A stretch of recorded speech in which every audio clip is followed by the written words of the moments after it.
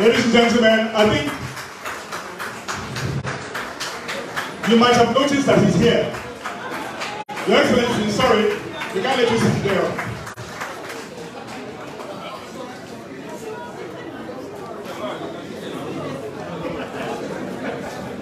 Ladies and gentlemen, please another round of applause.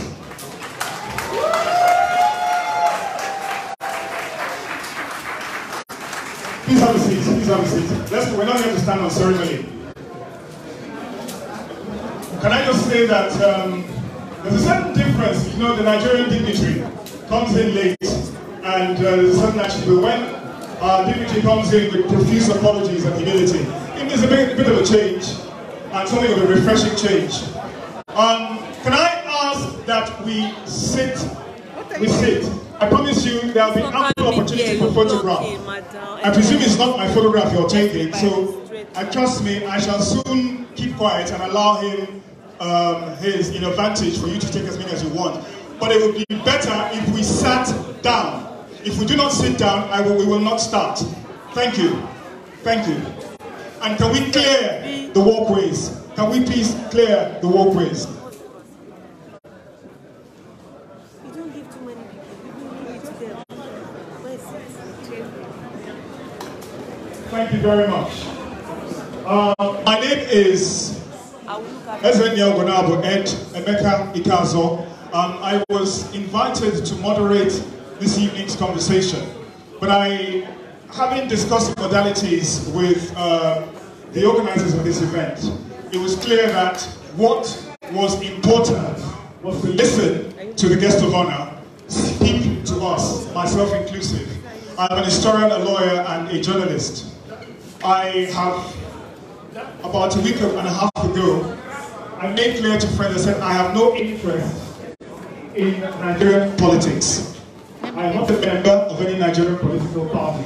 You might ask yourself, then what am I doing here? Well, I do not think this is about partisan politics. Our country is in dire straits. Can I ask that we please, I beg you, can we just keep the volume down? We've waited a long time, so let's just get into the business of the day. You know, our country is in dire straits. The worst economic crisis, the worst security crisis since the Civil War, probably even surpassing the Civil War. Unemployment at one of the highest levels, almost 34%. So the next election is not simply business as usual for most Nigerians, regardless of which party you support. So if I cannot drive from Abuja to Kaduna by road, if I cannot even drive from my hometown Obosi to Ibaria safely, then we have a problem, and the problem needs a solution.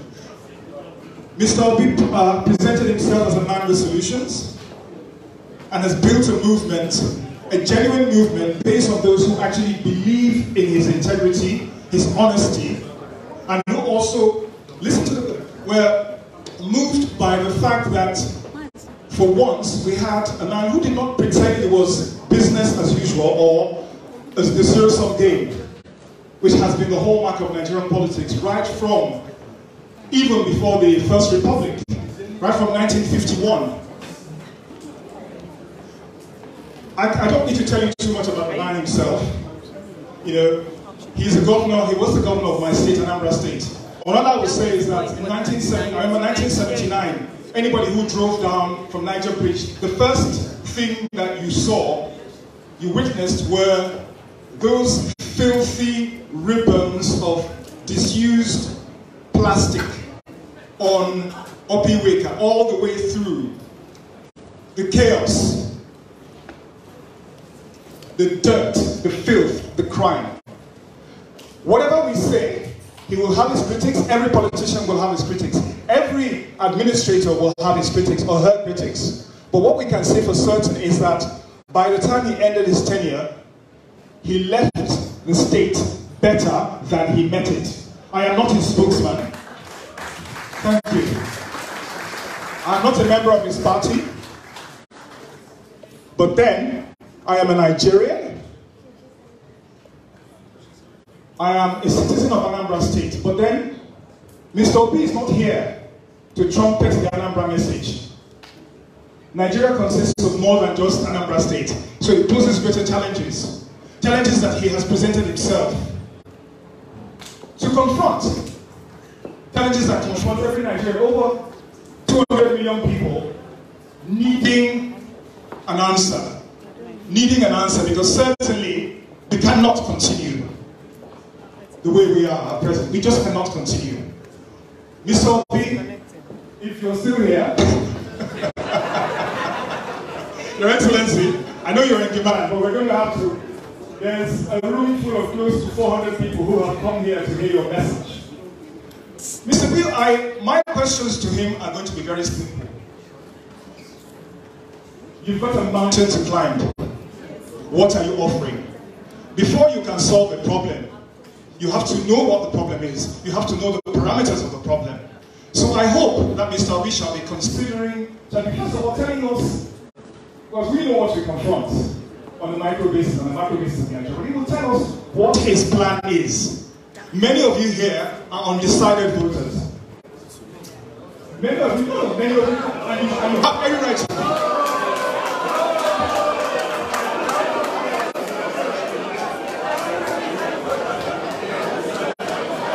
When I don't finish, shall I go fit talk?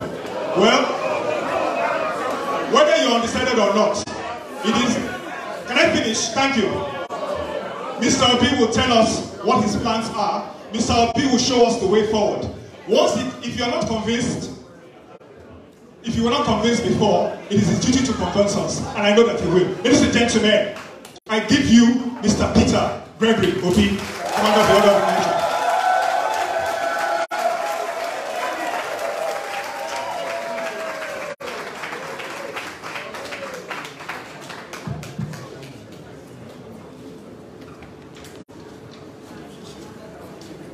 Good evening, everybody. Let me most sincerely apologize for coming in here late. It's not your fault. I had a very, coming from being a trader and not keeping my time very well. I was supposed to be involved in a program, and I wrote 1 p.m. But I didn't know they slashed and wrote 6 p.m. ET. So the 1 p.m. was American time. I was supposed to be there by 6. So by 1 I was there, and they said there's nobody here waiting for you. I said, what is happening? Until somebody read the time and said, oh, you're supposed to be here by 6. So I had to go back. I'm going back by 6. Coming, I was held up in traffic. So I'm most sincerely apologizing. Let me stand on all due and existing protocols. I most sincerely thank all of you. I'm shocked in London on a Tuesday that you can see this number of Nigerians gathered in one place. For the sake of Nigeria, I thank you sincerely. These are about 11th sitting. I'm sure when I came to London yesterday, and I was told of this event, the first thing I said, oh no, I wasn't expecting to do anything in London. I was just on my way. I was going to plan a big event in London, but they said, oh, you have to be here. I said, no, let me cancel everything. But I have to be here. It's very important. Wherever I see 2 Nigerians gathered, I must stop and talk to them. So when I came here now, I was just told I'm going to meet about 20-30 persons. But look at the number of people here. And this has been the case everywhere I've been. And my question is, if this number of Nigerians outside Nigeria, who is still remaining in Nigeria? And these are the best Nigeria can offer. Everywhere I've been, from California to Houston to everywhere, you won't believe the number of Nigerians. And everybody is worried. But I said to them, well, as worried as I am, and some people complain about brain gain. For me, brain drain, this is brain gain. These are the people that will change Nigeria. These are the people that will be the first investors when Nigeria start working. Yes. Because they bring all this talent and energy back to Nigeria. Your country today,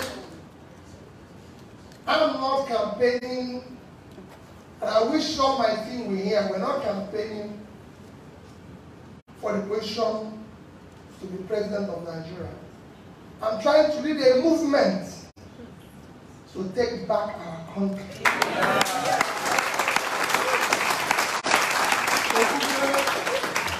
Your country today is a criminalized entity, and it cannot continue. There's no way Nigeria can continue the way it is today. People need to take it back. It needs to be run like every other country. There's no difference between Nigeria and here, where you are today. Nigeria, we have good weather, better weather than this. But more fertile land than they have. Everything is good. God blessed us with both natural and human resources. The only thing that is missing is leadership. And you cannot continue. We cannot continue. Today, when he was talking, Nigeria is a country with the highest number of people living in poverty. There's no reason for that. We have more people living in poverty than China and India combined. Two countries of 2.8 billion. Yesterday, 1st of September, UNESCO released the report. Nigerian out-of-school children have increased to 20 million. There's no reason for that. We have the highest infant mortality. We're supposed to overtake India by year 2025. We achieved it in year 2021. And we beat that record. We have the highest youth unemployment. Our unemployment man, if you go and check the highest populated nations of the world, we're supposed to be number 6. Out of all that 10, the highest 10, only 2 countries have unemployment of more than 10%. Nigeria and Brazil. For Brazil, it's just about 13–14%. We are at 33%. If you add unemployment, we are hitting almost 60%. And 60% of this population are young people in their productive age doing nothing. With the energy, with the talent. At least it can go on and on. If you go now and see the most civilized nations of the world, we made the first 10. The most kidnapping, we made the first 10. You know, the highest drug prevalence among youths, 14.8%, when the global average is 5%. You can go on and on. Every news is mad. How did we get here? How did a country once celebrated and everything, respected and everything got here? Is cumulative effect of leadership failure over years, where we refuse to do nothing, refuse to invest in human beings, invest in education, which other nations were doing. And that's how we arrived here. And now it's become a mess. Where we are busy selecting our leaders based on primordial reasons of ethnicity, religion, my tongue, connection, you know. And when we arrived at this junction, and like I tell people everywhere I go, tell me who is better off for it. Today, the president is from the north. Is the north safe? No. Untold electricity? No. Do they buy bread cheaper? No. So what was the reason for my turn? What did they benefit because of their turn? Because if bread was cheaper, we go there and buy it and come. Go to the southwest. Is anything cheaper? No. And people say no. You go to the southeast. It is the same thing. So there's nobody. You can't go from Abuja to Kaduna by the road. You can't go by air, you can't go by train. I went to Katsina campaign and I was being warned that I have to be careful. I was almost in a tank. But that's where the president comes from. So what is happening here? Everywhere the same thing. People are suffering there, they don't have jobs, they don't have anything. Some of you left because it wasn't working. Definitely. There's people who left when £1 was £1. There's people who left when it was 2, 3, 4. Now it's 800. 830. Yes, I bought it. And I can say, 830. you're not better off. Your situation is double one. Those who are there know you're already in the problem. But you who even run out here thinking you're safe, your situation is bad. Because you have become the social welfare, the doctor, the funeral director, for those there.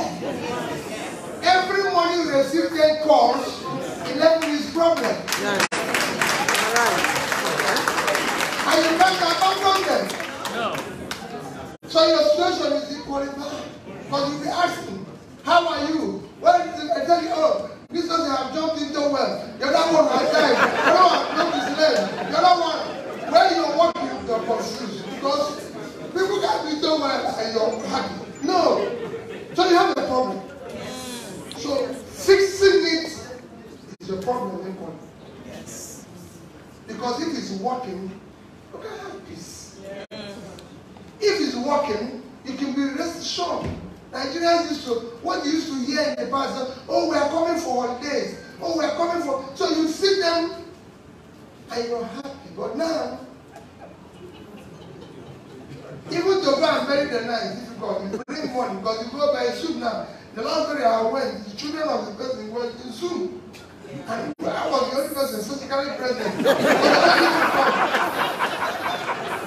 don't forget it. Yes. Because if they come, they'll be now. That's correct. So that's the crisis you face. And that is your country. That is the place you used to look. Even I'm going to go home Christmas. I'm going to even go and celebrate, see my parents, see my relations. And even when you're giving them something, there's a source of happiness from there, going home, seeing your people, now you can go. Okay. And I tell you, yes, we have a security problem. Some make it look as if, oh, you can't solve it. Oh, you can't do this. It's not true. It's because the system is criminalized by those who are supposed to deal with it. Then nobody gives you any excuse. It is only in Nigeria that I know today that kidnappers will kidnap you. Before you are able to bring money. So they have food. If you are sick, they bring doctor to treat you. Tell your people where to keep the money. But police don't know where they are. But they have food. And where they will keep the money, they know. Everybody knows where they will keep the money, but nobody arrests them. Because nobody knows where they are. They know. They know. They know. We're the only country today where our major means of any foreign exchange is oil. It's a good chunk of our resources comes from oil. Foreign earning comes from oil. True. We are the only OPEC country that is not producing its quota, apart from Venezuela, because of sanctions. Yes. Every other OPEC country is asking to produce more. Because of high oil price, today the country cannot produce its quota. Because all the oil is stolen. Oil is not sweet, you put in your pocket. For you to steal oil, a vessel must come into your territorial waters. Yes. Yes. Navy must approve the vessel. Of course. You can't put it inside the pocket. Exactly. And nobody cares in a country that is collapsed with debts. In July, in fact, some people are telling me that once in July alone, our OPEC quota, everybody knows, is 1.8 million barrels a day. Throughout the month of July, our average production was 1,083,000. So every day we lost 717 million barrels. If you multiply it, you're going to get about 22,227,000 barrels. That's what we lost. And an average of $110 million, we lost about $2,445,000,000 multiplied by a rate of exchange. If we use their rate 410, use your black market rate, which is the official rate 610. If you average the two of them and divide it by two of them is 1,100. Divide it by 3, 550. Multiplied by the money we lost. We lost about 1,344,000,000,000 in 1 month. For a country where we are in the mess, and total earning from January 1 this year to April 30 this year was 1,630,000,000,000 naira. Our expenditure within that period is 4,720,000,000,000. So we had a deficit of 3,100,000,000,000. Give me your list, I'll show you from MPS. So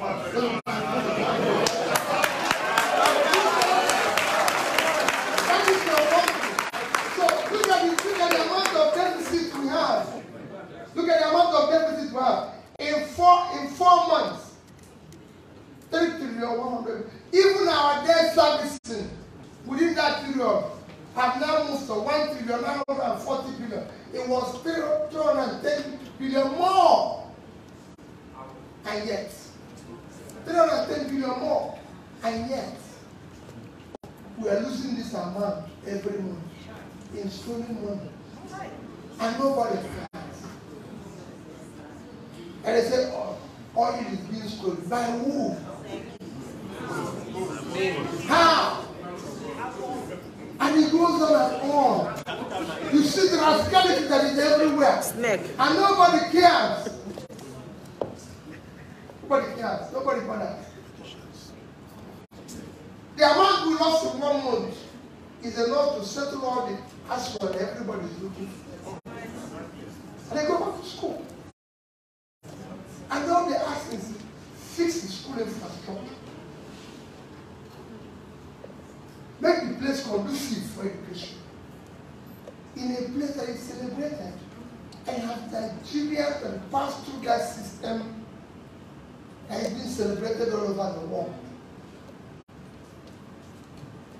So all we're asking is, my dear people, Let us join hands and stop all this. This is a country that has so much potential. Let us move this country. This thing, the money we're losing, the money we borrowed. Nobody is asking, how do we come to where the money we borrowed can no longer service our debt? Can no longer service our debt. Every other country has borrowed money, every other country is owing. But the average debt servicing constitutes about maximum 25% of their debt, of their budget for the year. In our own, it's impossible. Next year, you have seen next year presentation of our budget. We have a budget of about 20 trillion, we're going to borrow 12.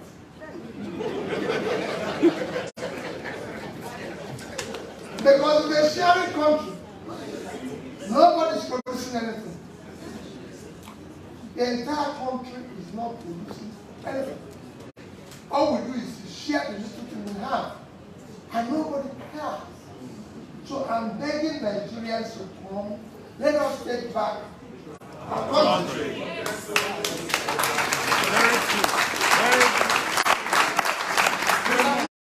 cannot continue this way. If we get it wrong in 2023, I assure you that will be the wrong. There's nothing. Because today, non-state actors are in charge. They give warning, everybody runs for cover, nobody cares. Nobody cares. All people are waiting to see the remaining one. Sure. And then today, nobody knows how we can deal with it. If you go to NBS now, they tell you the official debt, oh, we are owing 41 trillion. 41 trillion is not true. We are owing our ways and means, which is money we borrow from central bank. It's not supposed to be 1 trillion. We are owing them 20. If you add this in something, what did we borrow the money for consumption? So what I'm here this evening is for us to have an interaction. If I continue, I'll be telling you bad story, bad story, bad story. But I can assure you, whatever we're going through today, countries have gone through it. Brazil went through it. Mexico, Colombia, all the Asian countries have gone through it. And they were able to reverse it. But doing that requires a lot of commitment. It requires that you have to have leaders that believe that this is possible. People tell me, even where I'm coming from now, it's like, how can you do it? I said, it's not impossible. You just need to shut down the place and start doing things in the right way. Just simple doing it how other people are doing it. Yes. Nobody is asking, the simple. Countries after countries have borrowed money. No country today is not in debt. Where you people are staying now, like I told people in America, Britain today is owing over 70% of their GDP. Not a problem. After COVID, they even get people money free to reflect it. Yes, if they need it, because if they don't do it, the economy will collapse. So everybody is doing it. America did it. Japan owns 230% of their GDP, but everybody knew what they used the money for. Yes. They used it when they had an economic problem to reflect and keep their economy going. And besides, they own the highest treasury, American treasury today, is owned by Japan. So there's something that if you go and say to them, okay, you must pay something, they have something somewhere they can give you small. I told you that if the man who had owned comes, because they're throwing the money away, it's not there. It's been stolen. And that is the challenge we face. So we need to start reversing it. So what I'm here this evening is to have an interaction with you, because I'm sure you have few advices, I have a few learning points, and I have a few this. And then we will conclude by saying, let us not don't look at it that, oh, Peter Obi wants to be president, or this person wants to be this, or this person wants to. No, it's not going to work. This time around, we're not going to vote anybody in. So go and start answering His Excellency again. Excellency, distinguished honorable has to be removed from Nigerians now.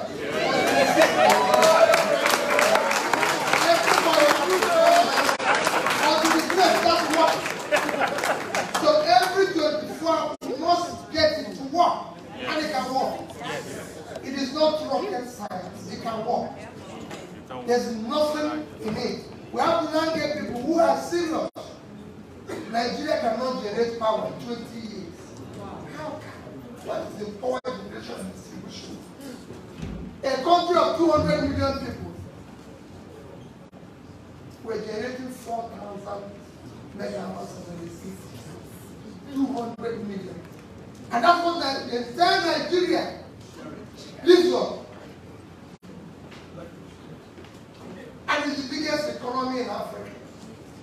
It's the biggest country in Africa. And people are happy to live on it. And nobody's panicking. Nobody's worried. The second biggest economy in Africa is South Africa. With a population of about 60-something million, they generate, distribute about 50,000 megawatts. And just a month ago, the president of South Africa declared the emergency in power.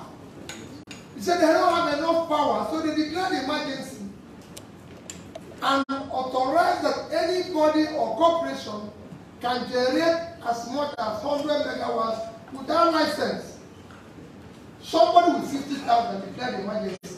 Somebody with 4,000 is even quiet. It's an error. Egypt is doing over 50,000. The fastest deployment of power in the world today is Egypt, Vietnam, and India.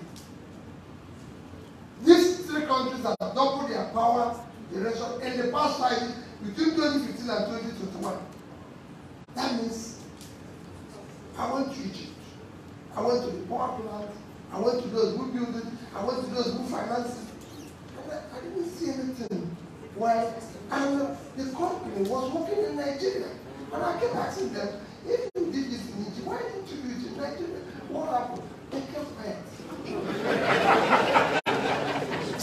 Because they're Nigerian, they're in Egypt. So you did this for these people. Why didn't you do this for these people? What happened? They didn't want to answer me. Because I know what happened. Everybody knows what happened.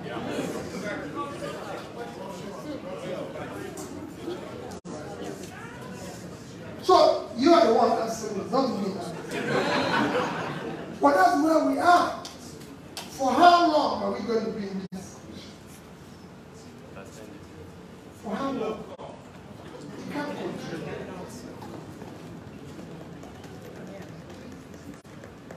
But young people, I said we have an interaction.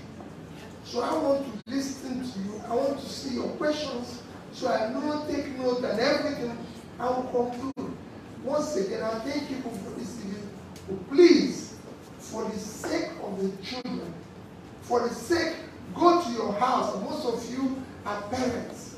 Look at the picture of your children and say, what society are we going to be this way? Are we going to continue this way? If we don't want us to be with them anarchy, because this society we are allowing them to abuse, we'll only do one thing. It is maximum revenge on them. Please, let's get together and stop this situation. I'll take questions. Thank you and God bless you.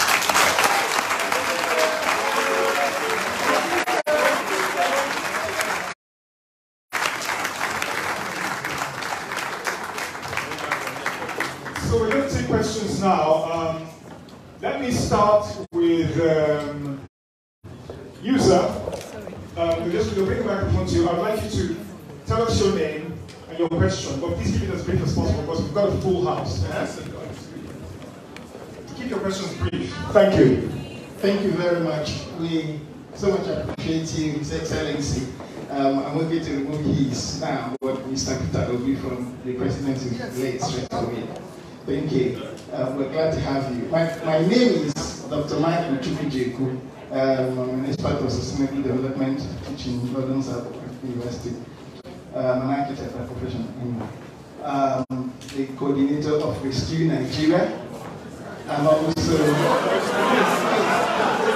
the question is,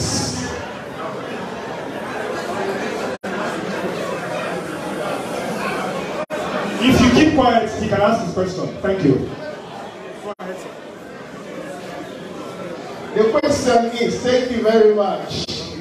Thank you very much. When you get an European tree, you do your best.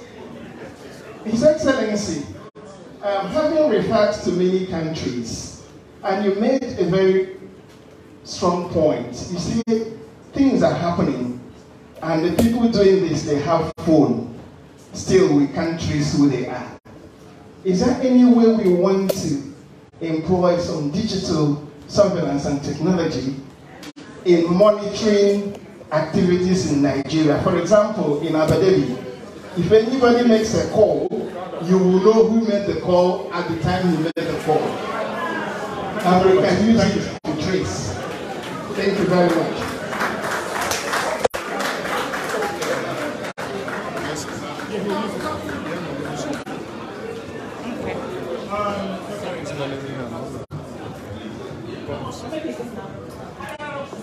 Everyone, I'm going to be very brief because I'm tired. My name is Lucy Okeke. Mr. President B, well, thank you for this. We know something. We know something. I've learned a lot. However, can I ask you a number of questions? Sorry, it has to be one question. One question. Given the condition of Nigeria today, which stands from their politics, the 1999 legislation, okay, which has divided the country. And that means, come, give me time, please. Which means, just a quick question. When you get into office, name Patrick Maido. When you get into office and you are assaulted by your intrigue of insecurity, unemployment, no power, and so many ills that we have, what would be the first thing you would pick up to say, go China, go buy goods, imports come Nigeria, come reach Lagos, now no one work, now the full Nigeria say they will take the import. They will come frustrate you, the road will come there back, then you go see carry from there, they go east, police will come block road, they collect all the things so you get one by one before you reach on the shop. Must we continue like this, Okute?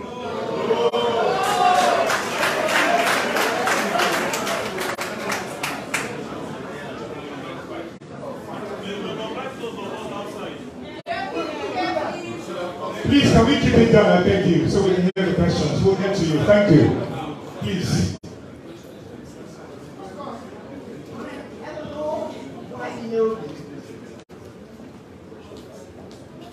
Nigeria is blessed. Yes. With almost 50% of women and girls. Oh. Can you kindly tell us how you intend to be inclusive regarding women and girls, and how you intend to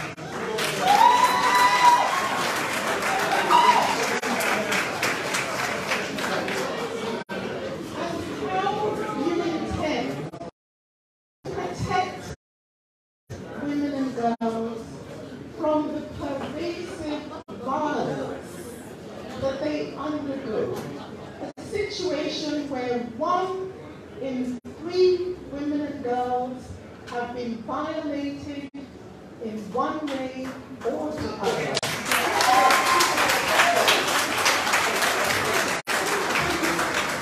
Let me take this back and then we'll do. But I'm sure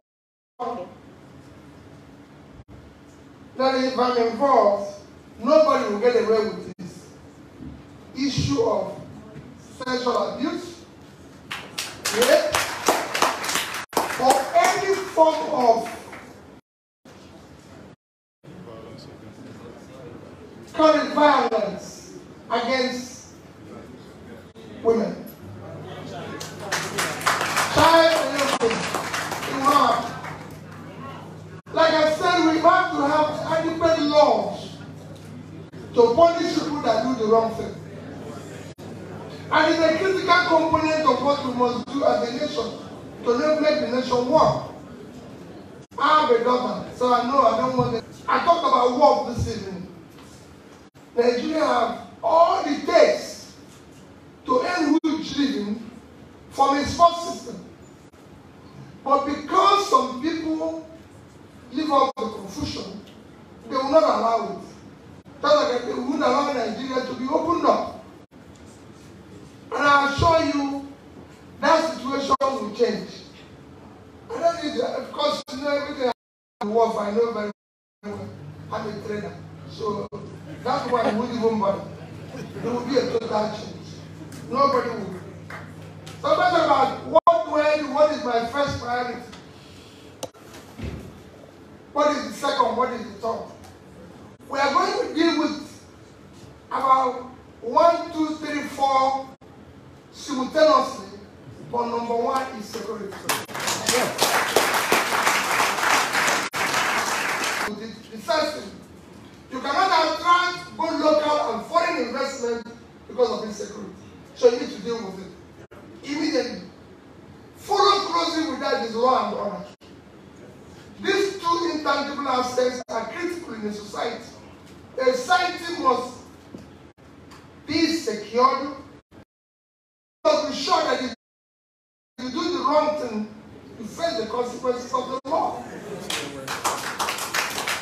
Then you have to invest in education. Your human capital development drives your development. If you lack it, they're not going to go anywhere. Because that's what you need. Even before physical infrastructure, you have to deal with human infrastructure. And that is human development. And then you move in critical areas. National Assembly is not a problem. I keep saying the Assembly cannot be a problem. There are a problem when you are the leader is the problem. If you put everything on the table, nobody is going to do anything. I've planned everybody. I've served in a system where I was governor, and I can tell you, in my 8 years of being governor, no elite in Anambra State is happy with me. You know why? No, it's not a question of why. And I said to everywhere I've been, if I win today, no individual here will be happy. We'll all be collectively happy. But no single individual will be happy. Because any of your happiness. You will even be annoyed with me.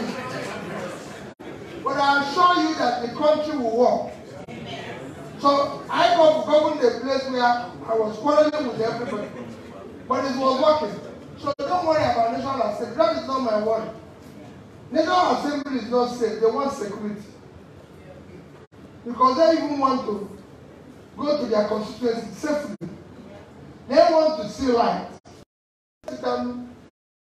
Moved on. So it's a simple thing. We will deal with the situation. On the issue of employment of technology for crime, let me assure you,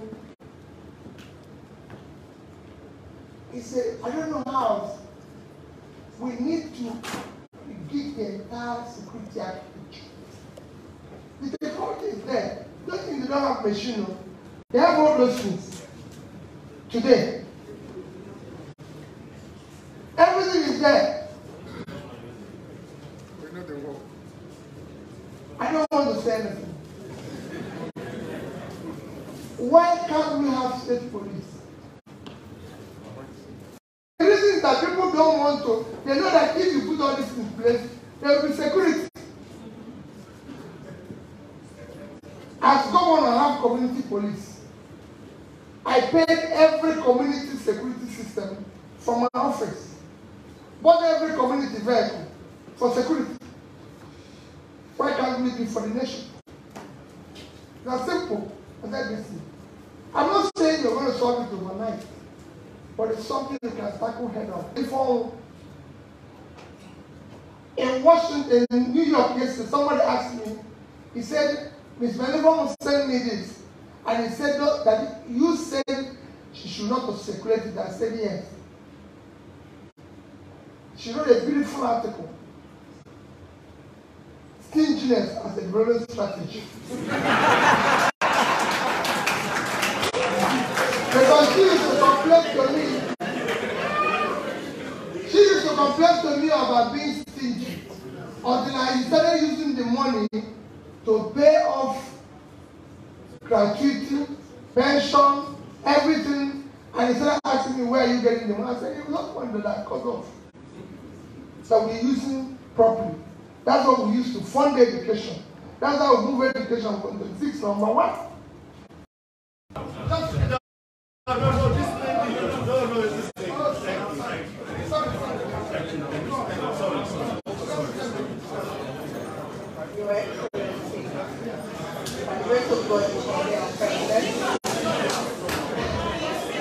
Okay, so the question is, what are you going to do about this immigration in regards to the Chinese that come into the country?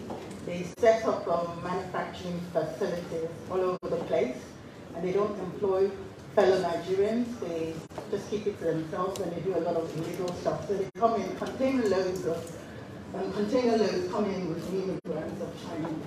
What are you going to do about that?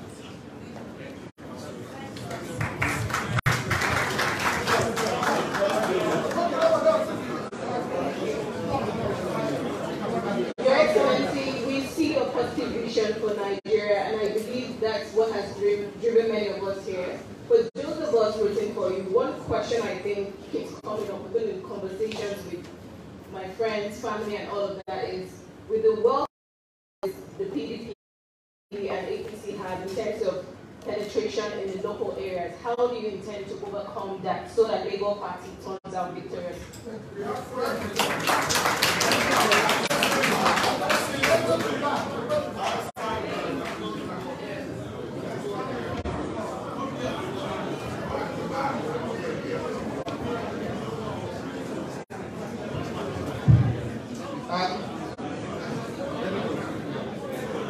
I'm not happy that you're going to come into government, and the people that are driving the corruption, are they going to be people that you're going to show an example of what people do when they corrupt the country?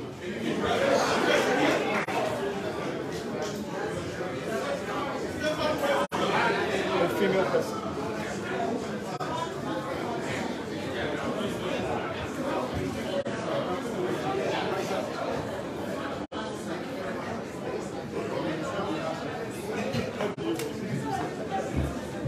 I know.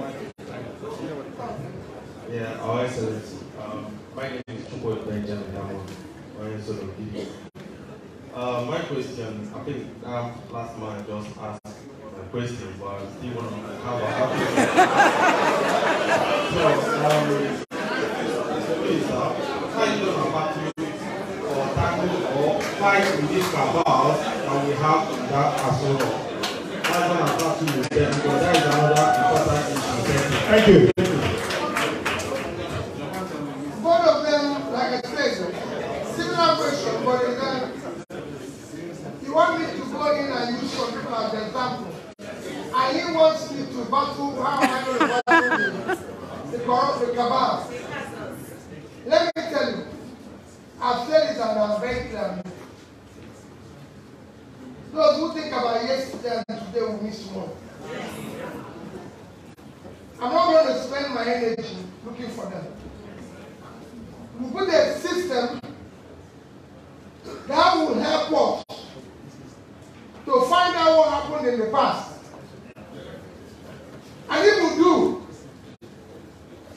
I'm telling you, if we do, we'll find out whether there's anything we can do for it. You were busy chasing people and wasting everybody's time. If they have taken that money, we're talking about poverty. If they're taking that money, if they're taking from $90 billion that they borrowed and decided to fight to deal with power for $15 billion,